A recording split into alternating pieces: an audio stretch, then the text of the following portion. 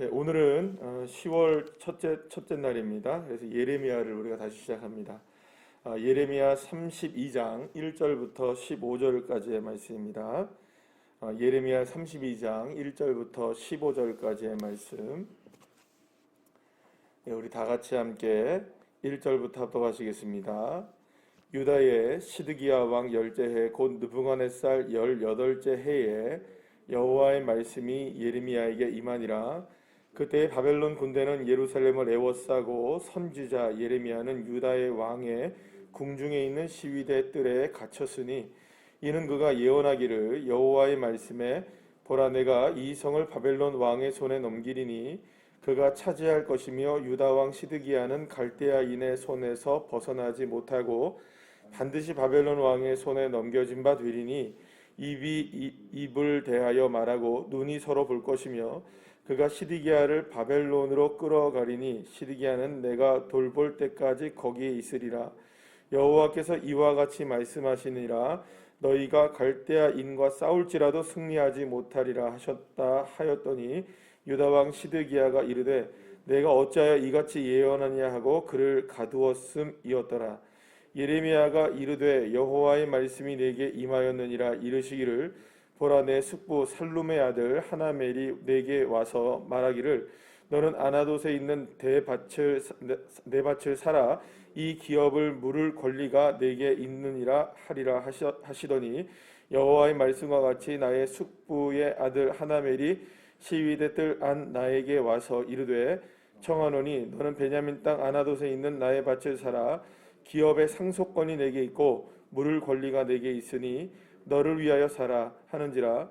내가 이것이 여호와의 말씀인 줄 알았으므로 내 숙부의 아들 하나멜이 아나돗에 있는 밭을 사는데 은 17세겔을 달아주되 증서를 써서 봉인하고 증인을 세우고 은을 저울에 달아주고 법과 규례대로 봉인하고 봉인하지 아니한 매매 증서를 내가 가지고 나의 숙부의 아들 하나멜과 매매 증서의 인친 증인 앞과 시위대 뜰에 앉아 있는 유다 사람 모든 사람 앞에서 그 매매 증서를 마세야의 손자 네리의 아들 바룩에게 붙이며 그들의 앞에서 바룩에게 명령하여 이르되 만군의 여호와 이스라엘 하나님께서 이와 같이 말씀하시기를 너는 이 증서 곧 봉인하고 봉인하지 않은 매매 증서를 가지고 토기에 담아 오랫동안 보존하게 하라. 만군의 여호와 이스라엘의 하나님께서 이와 같이 말씀하시니라. 사람이 이 땅에서 집과 밭과 포도원을 다시 사게 되리라 하셨다 하니라. 아멘. 할렐루야. 우리가 이제 10월 달에 다시금 우리가 예레미야를 시작합니다. 지난번에는 우리가 예레미야 31장까지 우리가 마쳤는데요. 다시 이제 32장부터 시작해서 함께 예레미야를 우리가 말씀을 통해서 은혜를 누리기를 원합니다.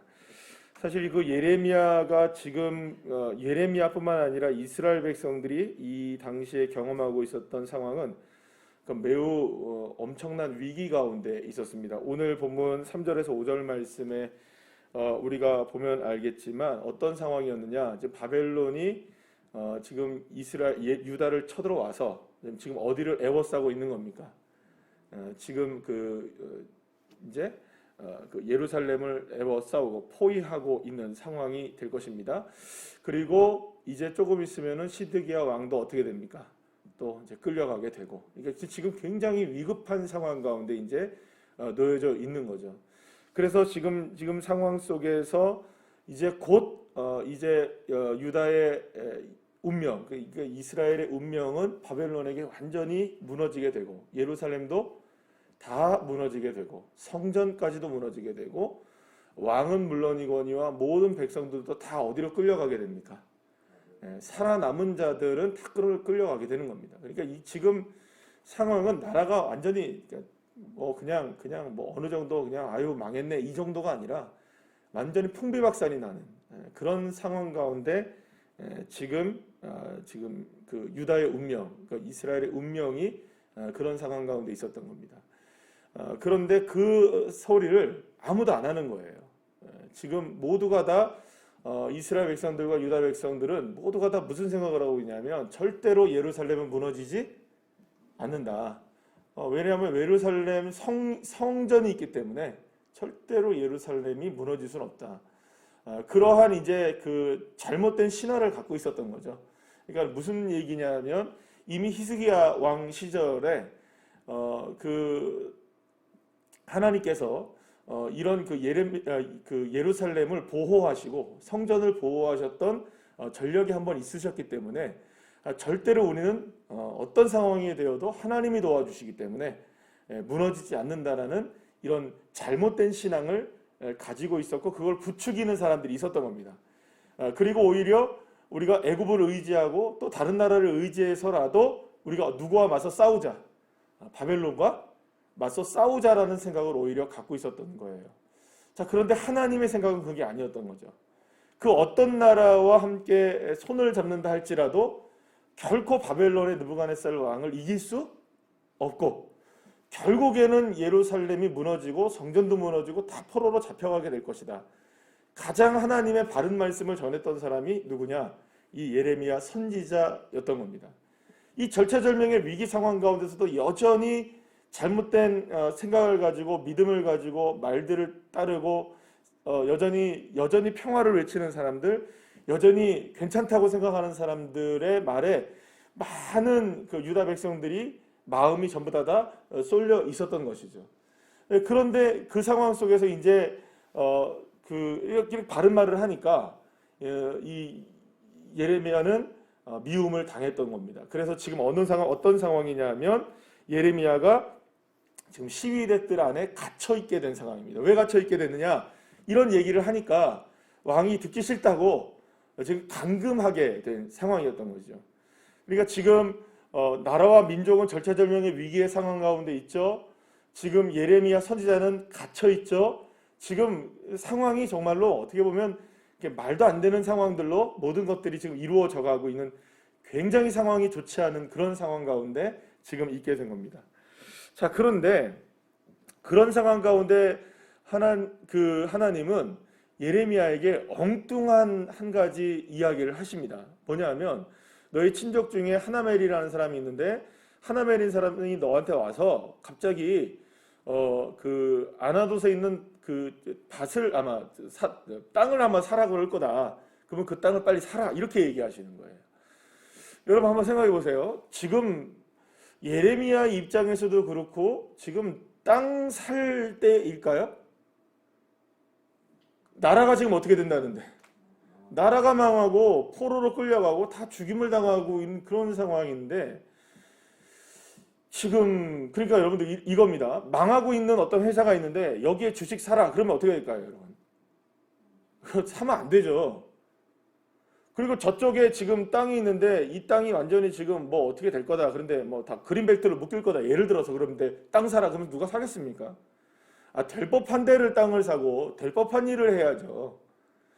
지금 나라가 지금 망하고 있는데 땅을 사라고 하나님이 그러시는 거예요. 근데 하나님이 그 명령이시니까 누가 듣습니까?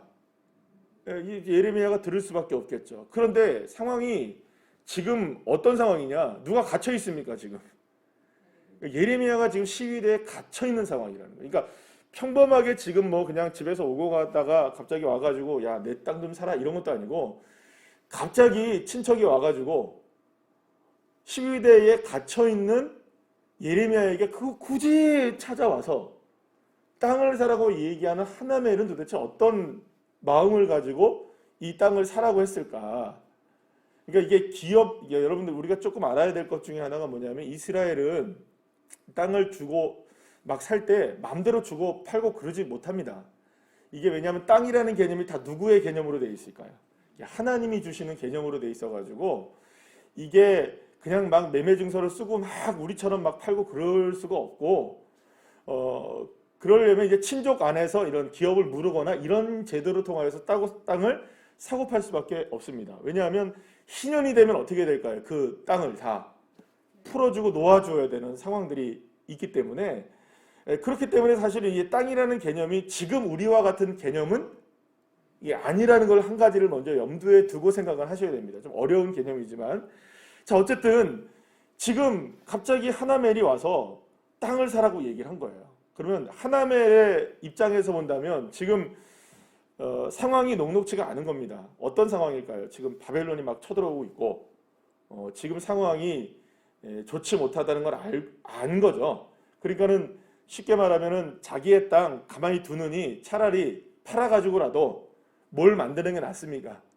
현금화 시키는 게 훨씬 더 낫겠다라는 생각을 했는지 모르겠어요.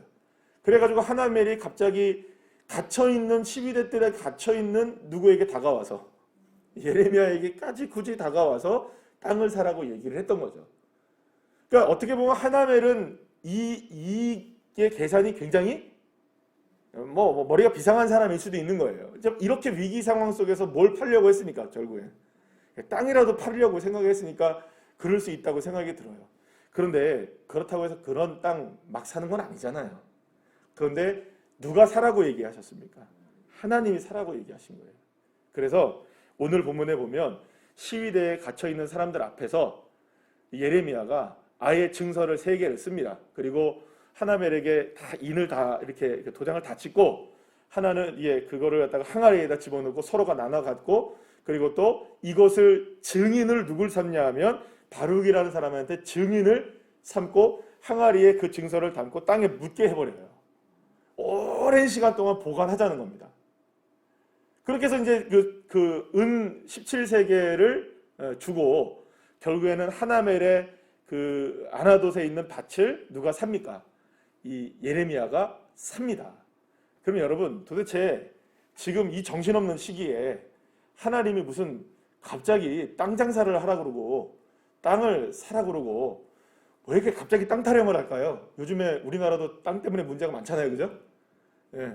그런데 이 땅을 갑자기 사라고 하는 이 의미는 도대체 뭘까? 이렇게 급박한 상황 가운데 바벨론은 쳐들어오고 나라는 멸망하게 되는 상황이고 모두가 다 포로로 끌려가게 되고 지금 모든 게 다 초토화될 수밖에 없는 그러한 절체절명의 위기에서 하나님 정말 속도 좋으시지 뭐하러 땅 사고 팔고 이런 얘기들을 굳이 그것도 누구에게? 시위대들에 갇혀있는 예레미야에게 이 일을 하게 하시느냐. 사랑하는 여러분, 이것은 다른 것이 아니라 지금의 이 모든 상황 속에서도 오늘 본문의 15절 말씀을 보면 이렇게 마지막에 말씀을 하십니다. 뭐라고 얘기하냐면 만군의 여호와 이스라엘의 하나님께서 이와 같이 말씀하시느니라 사람이 이 땅에서 집과 밭과 포도원을 어떻게 하여? 다시 사게 되리라. 그럼 이 말은 무슨 말일까요? 반드시 이 땅이 회복되는 날이 온다.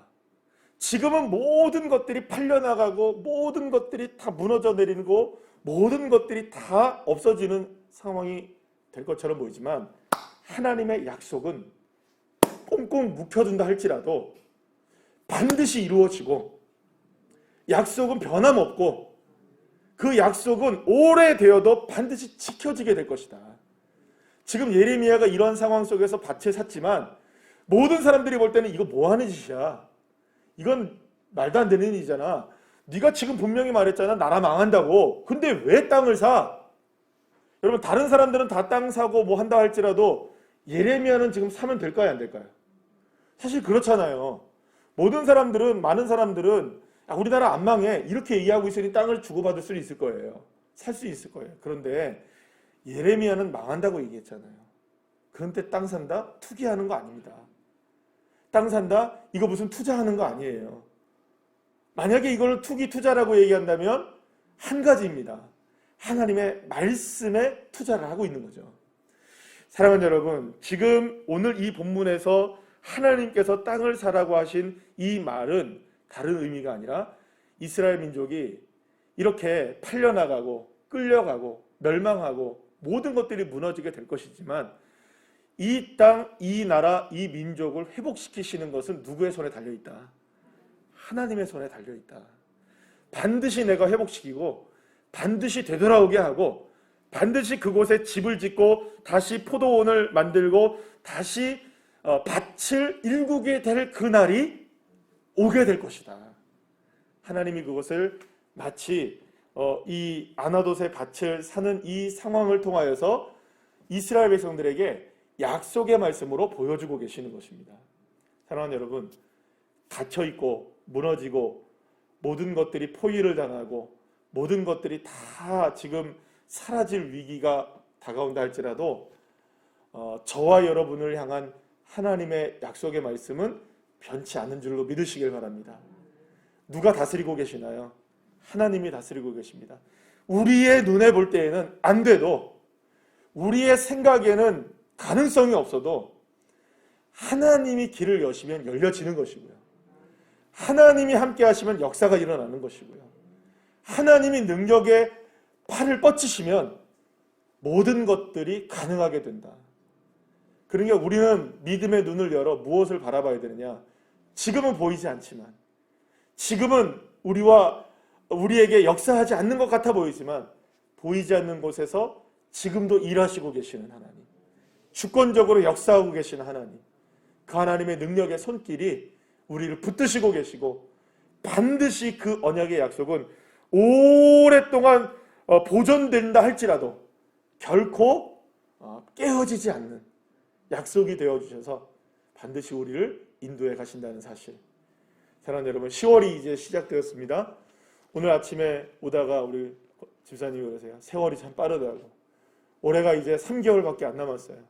어찌어찌 하다 보니 코로나로 지냈던 시간이 2년이 지나면서 이제는 뭐 10월 달부터는 위드 코로나 뭐 이렇게 얘기하더라고요. 우리는 코로나가 종식될 줄 알았는데 같이 가야 한대요. 백신을 맞아도 여전히 우리에게는 불안함들이 남아있고 또 백신을 맞아야 된다고 하고 뭐 여러 가지 문제들이 많아요. 그렇게 어떻게 흘러서 벌써 10월 달이 되었고 이제는 한 해를 마무리하는 시점들 가운데 우리가 가을로 접어듭니다. 사랑하는 여러분, 그러나 하나님이 우리를 붙들고 계십니다. 하나님은 우리와 약속하신 것들을 잊지 않으시고 반드시 보존하셔서 우리를 다시금 세우시며 다시 서게 되리라. 할렐루야. 다시 서게 하시는 하나님의 능력의 손길을 우리에게 허락해 주시기 믿고 이 10월 한 달도 오늘 하루부터 승리하시는 주의 자녀들 한 분 한 분들 다 되시기를 간절히 축복합니다. 기도하시겠습니다.